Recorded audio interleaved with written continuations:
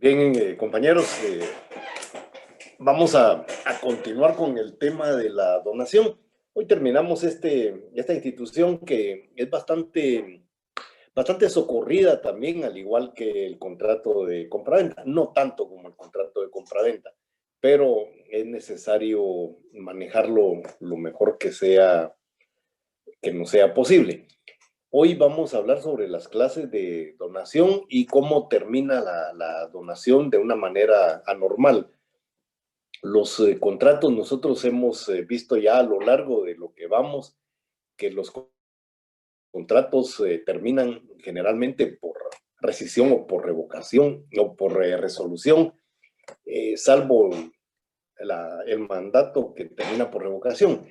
Hoy vamos a, hoy vamos a ver otra forma de dar por terminado un contrato de donación bastante interesante para que luego entendamos por qué en algunas ocasiones no debemos simular negocios. Cuando se trata de un contrato de donación, debemos hacer un contrato de donación. No tenemos por qué cambiar la naturaleza del contrato por un contrato de compraventa.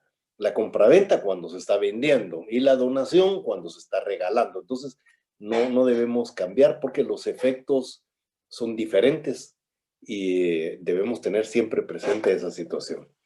Cuando hablamos de clases de donación, en el día el día martes, jueves, estábamos señalando la existencia de algunas modalidades de donación, de algunas clases de donación. Y decíamos que en principio la donación es pura y simple, es decir, es un regalo común y corriente. El artículo 1855 dice que la donación entre vivos es un contrato por el cual una persona transfiere a otra la propiedad de una cosa y agrega a título gratuito. Es un regalo. Punto. Pero la donación también puede ser onerosa y ahí es donde nos causa alguna confusión. Si es un contrato unilateral y como consecuencia gratuito, entonces, ¿por qué decimos que es onerosa la donación? Bueno, el contrato es un contrato unilateral. Siempre va a ser un contrato unilateral. Nunca vamos a ver que el contrato de donación deje de ser unilateral, gratuito, y se convierta en un contrato de donación oneroso, que ya estamos hablando de un contrato bilateral. La onerosidad del contrato de donación debemos entenderlo. Y para ello, acudamos al artículo 1856. Dice, la donación entre vivos también puede ser remuneratoria y onerosa, pero en este último caso solo constituye donación el exceso que hubiere en el precio de la cosa, deduciéndose los gravámenes o cargas.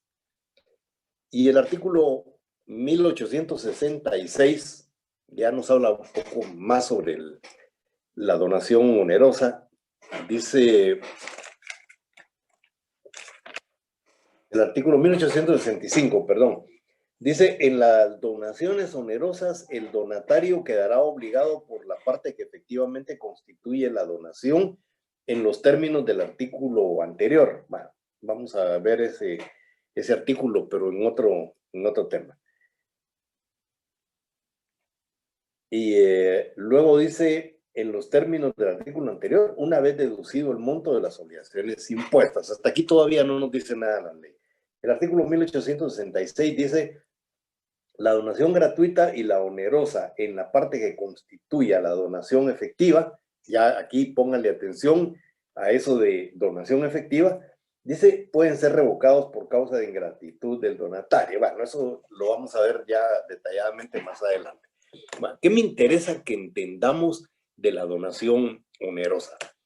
La donación onerosa Bueno, sigue siendo un contrato de donación unilateral, gratuito.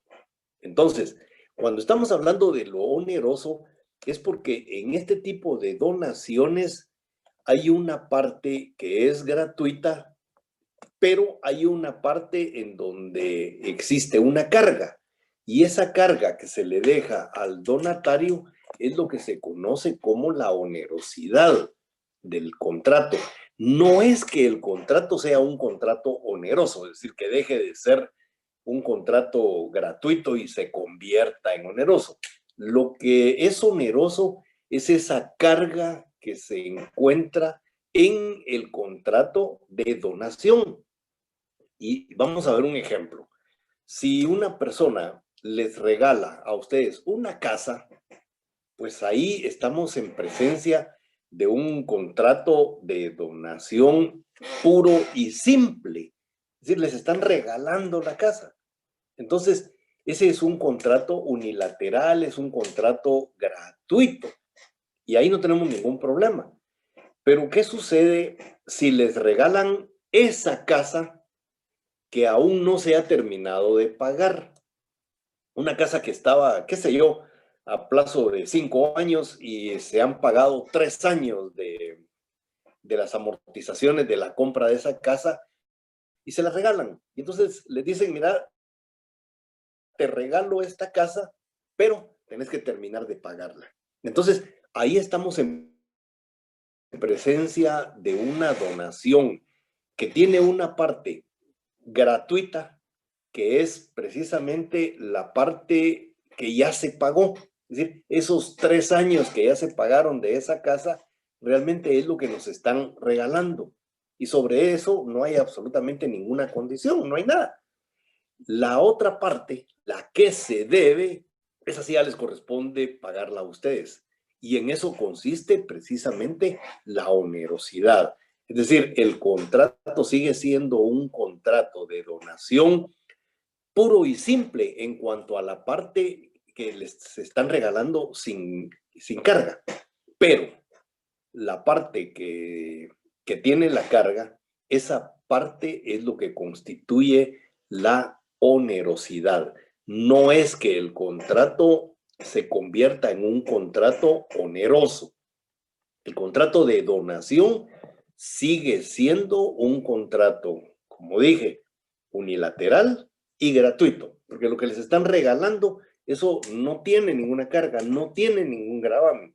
Lo que tiene la carga es la parte insoluta, esa parte que no se ha saldado todavía, que es la que ustedes van a tener que pagar.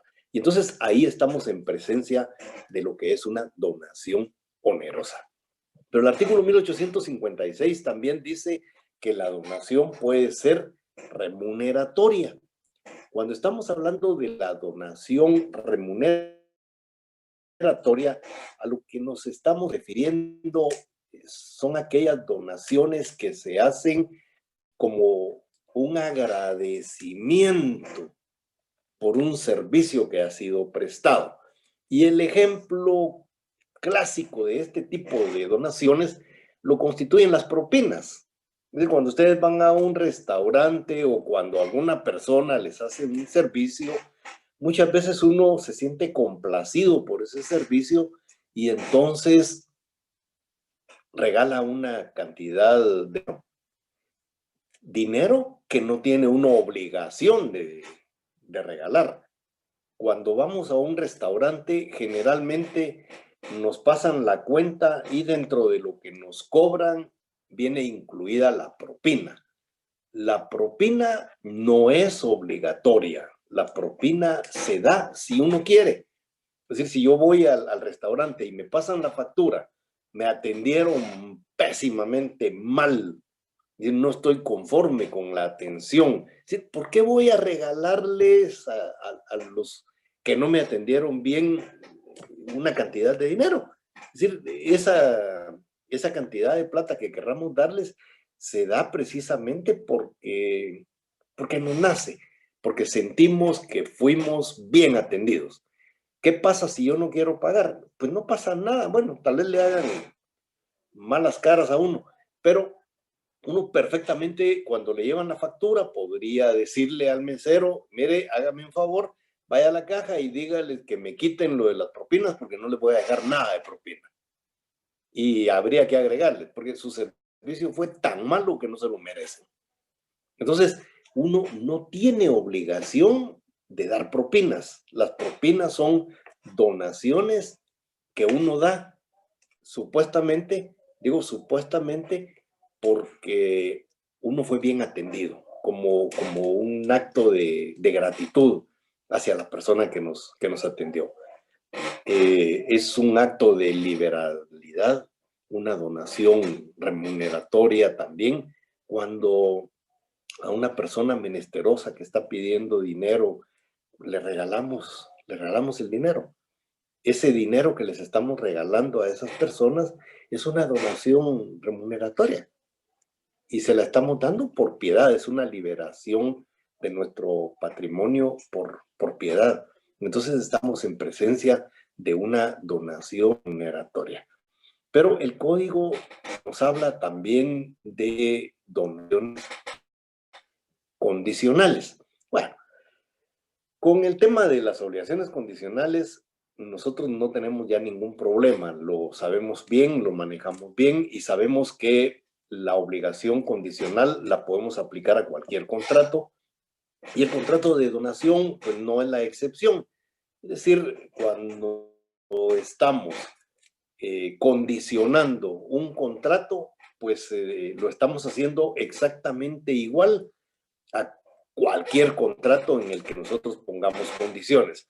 Sabemos que las condiciones en principio son hechos futuros, inciertos, ya no sabemos si van a ocurrir o no van a ocurrir, a los cuales nosotros supeditamos el nacimiento, la constitución, diríamos, de derechos y obligaciones o la terminación de derechos y obligaciones. Es decir, dependiendo si se trata de una condición suspensiva, en el primer caso, o una condición resolutoria en el segundo caso. Pues las obligaciones condicionales dentro de un contrato de donación se maneja exactamente igual que cualquier obligación condicional que le pongamos a cualquier contrato. Todos los contratos podemos hacerlo. En el tema de la donación hay algunas condiciones que sí son un poquito especiales. Las encontramos, la primera en el artículo 1861. Este artículo dice: la donación que se haga a los menores incapaces o ausentes la aceptarán sus representantes legales. Ahí no hay ningún problema, eso lo sabemos perfectamente bien. Pero cuando se trate de donaciones condicionales y onerosas, fíjense bien, cuando se trata de donaciones condicionales u onerosas, dice, deberá preceder autorización judicial, como en el caso de utilidad y necesidad. Eso quiere decir que cuando se le dona a un menor de edad algo que tenga una carga, que sea oneroso, o que tenga una condición, entonces el representante legal no puede aceptarlo, así por así. Es decir, para poder aceptar una donación onerosa o una donación condicional, dice la ley que hay que comparecer ante juez competente. El juez competente aquí va a ser un juez de primera instancia civil, quien va a determinar si procede o no procede recibir esa donación. Y eso se va a hacer, dice la ley, a través de un juicio de utilidad y necesidad. Es decir, el juez tiene que ver cuál es la utilidad para el menor de recibir una donación con cargas o con condiciones. Y en el artículo 1864 establece que el donatario quedará obligado con los acreedores y alimentistas del donante y con el hijo nacido con posterioridad, solamente hasta el valor de los bienes donados al tiempo de hacerse la donación. Si el donante no tuviere medios para cumplir estas obligaciones, pero podrá eximirse de responsabilidad haciendo abandono de los bienes donados o de la parte suficiente para cubrirlos. Cuando en una redacción no hay comas, no hay puntos, no hay signos gramaticales, cuesta un poco a veces leer. Entonces yo me voy a permitir ponerle una coma aquí a esto y entonces lo voy a leer de nuevo. Ahí cabal, donde dice, bueno, dice, el donatario quedará obligado con los acreedores y alimentistas del donante y con el hijo nacido con posterioridad, solamente hasta el valor de los bienes donados al tiempo de hacerse la donación. Si el donante no tuviere medios para cumplir estas obligaciones, pero podrá eximirse de responsabilidad haciendo abandono de los bienes donados o de la parte suficiente para cubrir. En el artículo 1864, pues también vemos una condición. Entonces, la donación también puede ser condicional. Con respecto a la revocatoria de la donación, le llamaba yo así revocatoria, pero no todo es revocatoria.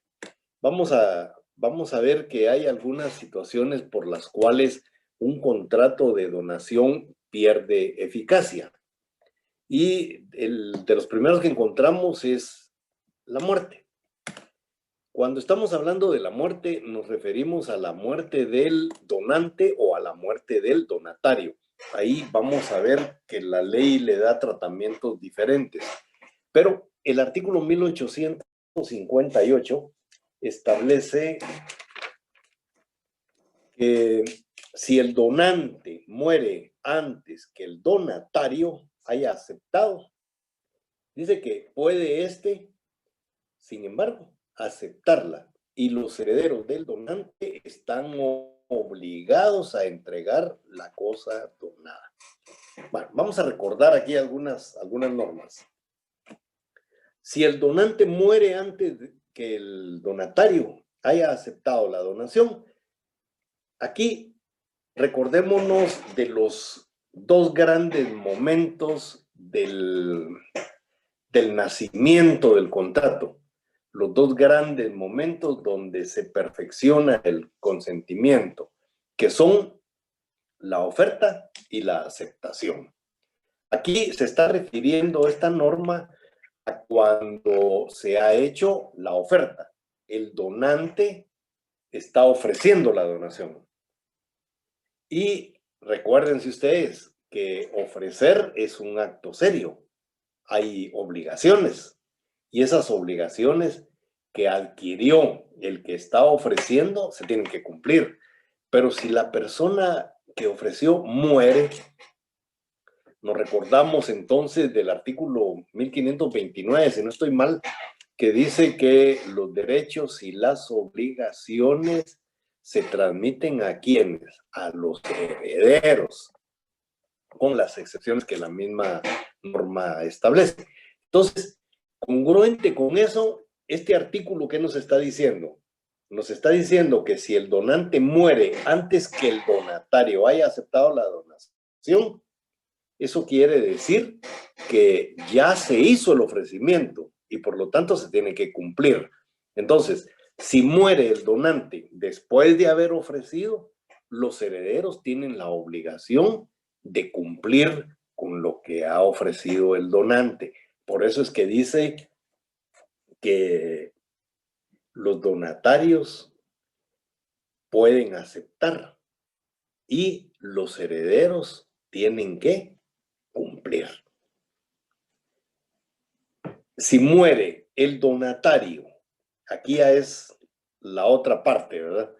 Antes de aceptar la donación, queda esta sin efecto y sus herederos nada podrán pedir al donante. ¿Por qué? ¿Por qué esa situación? Bueno, sabemos entonces que los dos momentos son la oferta y la aceptación. Si no hay aceptación, no hay contrato. Si el donatario muriera después de haber aceptado, entonces ahí sí hay derechos. Pero como aquí lo que nos está diciendo la norma es que el donatario muere antes de aceptar. Entonces, si no hay aceptación, no hay contrato. No nació jamás a la vida jurídica. Entonces, esa es la razón de por qué la ley dice que si muere el donante después de haber ofrecido, hay derechos y obligaciones, deben cumplir los herederos. En cambio, si el que muere es el donatario antes de haber aceptado, entonces ahí no hay sucesión de derechos y obligaciones. Por lo tanto, los herederos nada pueden reclamar. Y cuando estamos hablando del tema de la muerte, el artículo 1868 establece que cuando el donatario cause voluntariamente la muerte del donante, se invalida por el mismo hecho la donación. Aquí no estamos hablando de una revocación propiamente. Aquí lo que estamos viendo es un mandato legal que dice que cuando el donatario causa la muerte del donante, el contrato dice que se invalida, no es que se revoque, la ley lo invalida, lo anula, queda nulo ese contrato por haberle causado la muerte al donante. Entonces, ahí no hay pierde, pues. La ley establece que quien ha recibido un bien por parte de alguien y causa o le causa la muerte, esa donación es insubsistente. Luego viene la revocación, que sí es realmente la revocación a la que puede apelar el donante, y es por el tema de la ingratitud. El artículo 1867 dice: la revocación de la donación por ingratitud solo puede hacer contra el donatario. Sin embargo, si hubiere sido iniciada en vida de éste, podrá continuarse contra los herederos. Y la explicación sencilla ya la conocemos, lo acabo de mencionar. Si el donatario es ingrato con el donante, cabe la revocación. Pero si muere el donatario, aquí vamos a encontrar dos situaciones. La primera, si muere antes que se haya planteado la revocación, o si muere después de que se ha planteado la revocación. Si muere antes de que se le haya planteado la revocación, el donante no puede hacer absolutamente nada. Pero establece la ley que si el donatario muere después que ya se ha planteado la revocación, entonces va a continuar contra los herederos. ¿Por qué? Volvemos otra vez al artículo que ya señalamos, 1529, que establece que los derechos y las obligaciones se transmiten a los herederos. Entonces, si los herederos van a ser los recipiendarios de derechos y obligaciones, obviamente ellos tienen que continuar con el tema de la revocación. Es decir, ¿qué es lo que tienen que hacer los herederos? ¿O qué es lo que tiene que hacer el donatario cuando se plantea la revocación? En principio, oponerse a ella. O sea, la primera acción que tiene que tiene el donatario es oponerse a la revocación, demostrar que no es cierto, que no hay ingratitud por parte de él. Y en el caso de los herederos, pues lo mismo, ¿verdad? Demostrar que el donatario no fue ingrato con el otro y que por lo tanto la revocación no cabe. Esa sería la primera. Y la segunda, cumplir. Es decir, si se declara judicialmente con lugar la revocatoria por ingratitud, pues entonces a los herederos les tocará cumplir. El artículo 1868 ya lo habíamos leído. Aquí realmente decíamos, aquí no hay una revocación, aquí lo que hay es una nulidad por parte de la ley. El artículo 1869, ese sí nos establece que la revocación que haga el donante por causa de ingratitud no producirá efecto alguno si no se notifica al donatario o a sus herederos dentro de los 60 días siguientes a la fecha en que se otorgue la escritura pública de revocación.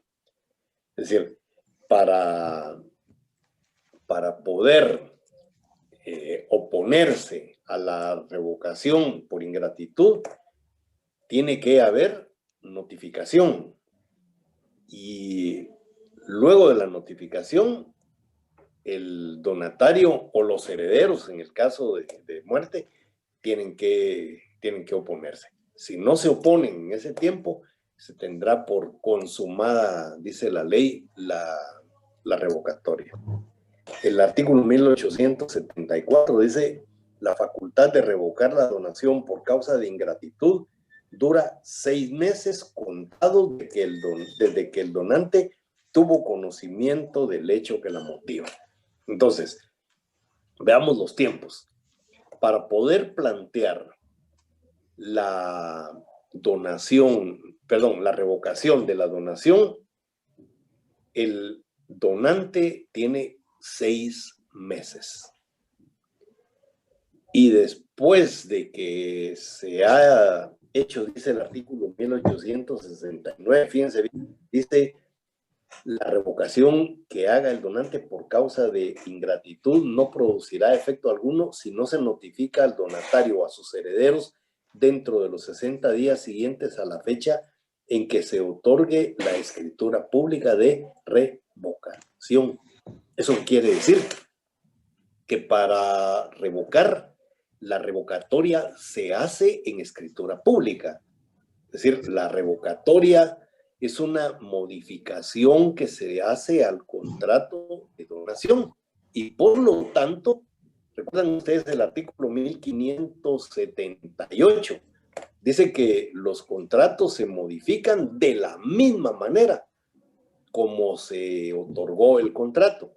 Y entonces, la donación se otorgó en escritura pública, la revocatoria tiene que ser también en escritura pública.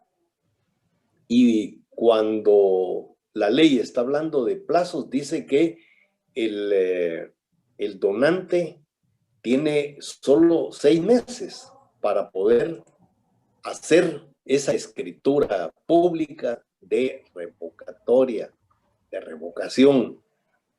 Y el donatario, después de ser notificado, se puede oponer.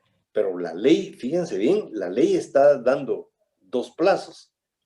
Primero, el plazo de 6 meses para revocar y 60 días para notificar. Entonces, con eso hay que tener bien claro que hay 2 tiempos. La modificación del contrato, por un lado, y la oposición por el otro lado.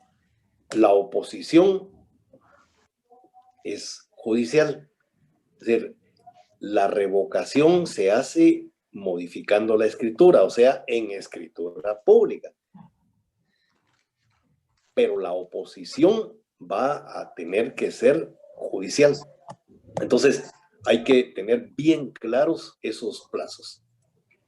El artículo 1870 dice que el donatario o sus herederos podrán oponerse a la revocación que haga el donante, contradiciendo las causas que éste invoque, para que judicialmente se decida sobre el mérito de ellas. Entonces, veamos las etapas. Donante otorga escritura de revocación, se la notifica al donatario o a sus herederos dentro de un plazo de 60 días. Tiene 6 meses para hacer la escritura de revocatoria. 60 días para notificar. Desde el momento de la notificación, los donatarios o sus herederos se deben de oponer, pero ¿ante quién se oponen? Bueno, el artículo dice que debe ser una resolución judicial, por lo tanto entendemos que la oposición es ante juez competente.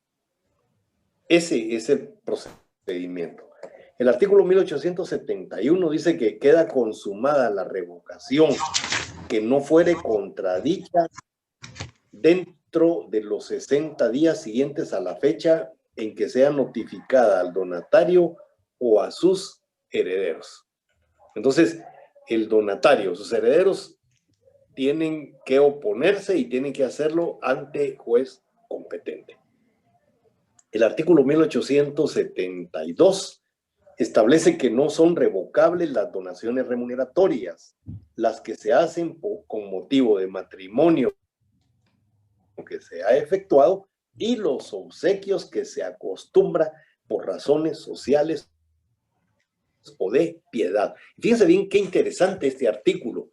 Aquí habla de otro tipo de donación y habla de la donación por motivo de matrimonio. Dice que no son revocables las donaciones remuneratorias, tampoco lo son las que se dan con motivo de matrimonio. Pero fíjense, dice con motivo de matrimonio que se ha efectuado y los obsequios que se acostumbra por razones sociales o de piedad.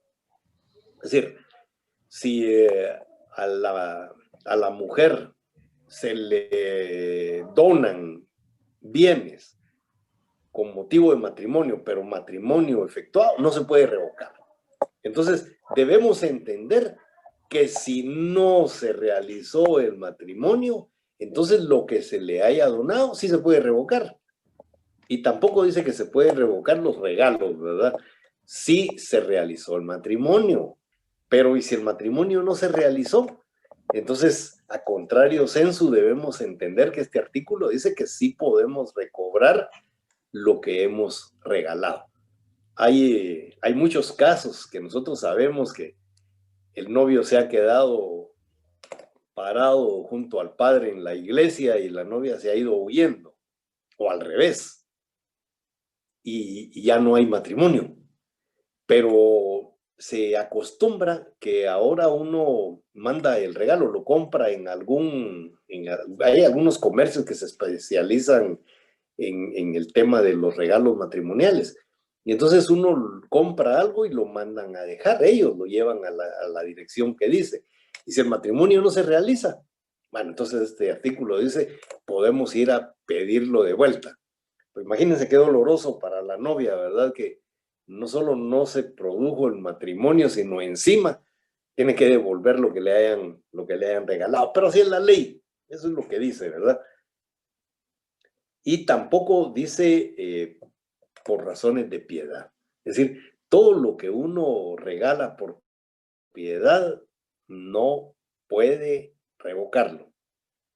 El artículo 1873 dice que la revocación de la donación perjudica a tercero desde que se presentare al registro la escritura, si se tratare de bienes inmuebles, y desde que se hiciere saber a los terceros o se publicare la revocación, si se tratare de otra clase de bienes. Recuérdense que los negocios son entre dos partes, pero de repente aparecen por ahí terceros, ¿verdad? Es decir, una donación que haya sido transferida a otra persona, a un tercero, y que luego se produzca la revocación por ingratitud.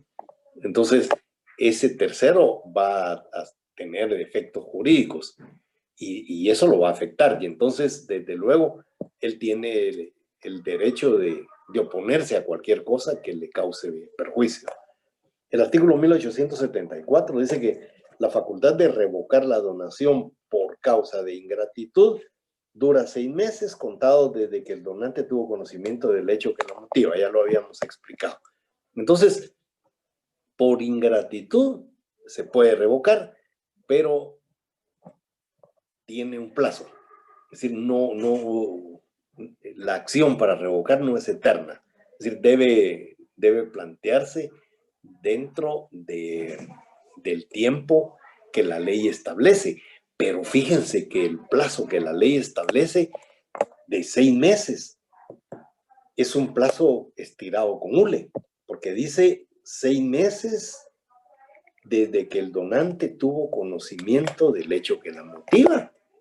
O sea, no son 6 meses desde que se hizo la donación, sino 6 meses desde que se produjo la ingratitud, pero que es de conocimiento del donante. Entonces ese plazo se puede extender.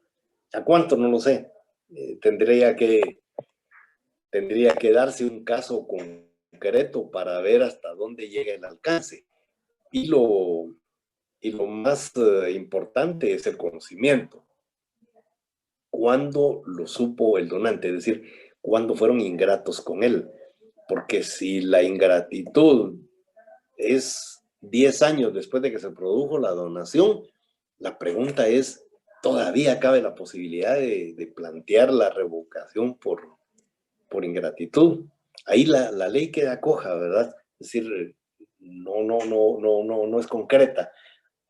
Debió de haber establecido un plazo a partir del momento de la donación. Ese es el plazo que debiera de regir y no de la forma como quedó.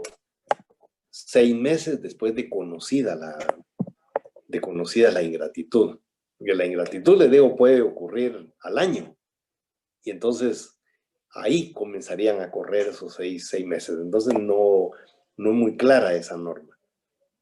Pero también el contrato de donación puede quedar sin efecto por rescisión. Este es un caso especial en el que vamos a encontrar rescisión en este contrato. El artículo 1875 establece que si la donación fuere onerosa y el donatario no cumpliere la prestación a que se hubiere obligado o sin justa causa la suspende o interrumpe, puede el donante rescindir el contrato. Sin embargo, si la obligación del donatario consistiera en el pago de una pensión o deuda y hubiere pagado la mitad o más, el donante o sus herederos no podrán rescindir el contrato, sino solamente reducir la donación efectiva en cuanto a los bienes que sean necesarios para completar el pago. El artículo 1875 nos señala dos figuras. Por un lado, la rescisión y por el otro lado, la reducción. Entendemos la rescisión. La pregunta, ¿los contratos de donación puros y simples se pueden rescindir? No, no se pueden rescindir. Solamente se pueden revocar y por ingratitud, nada más. De otra manera, lo que se regala y quita, ahí en las puertas de ya saben dónde se desquita, decíamos cuando jugábamos de niños. Lo que se regala solo se puede revocar por ingratitud, cuando la donación es pura y simple. Cuando la donación es onerosa, ahí la situación cambia, porque ahí la la ley ya no nos habla de revocación, la ley nos habla de rescisión. Es decir, si el donatario que recibe un regalo con una carga no cumple con esa carga, es una condición. Dice que el contrato se rescindirá. Y mi pregunta va a ser siempre, ¿es una rescisión o es una resolución? Si hay condición, esa es una condición resolutoria. Por lo tanto, eso es lo que debió de haber señalado este artículo. Pero el artículo habla de rescisión, de que se va a rescindir ese contrato. Pero si se ha recibido ya una cantidad de plata o se ha cumplido algún porcentaje de esa obligación, entonces ya no se puede rescindir, dice la ley, solo se puede reducir. Es decir, quitar un poquito, ¿verdad? El 1879 establece que la acción para pedir la reducción o rescisión de la donación dura 6 meses, contados desde el día en que sobrevino el motivo de la reducción o rescisión.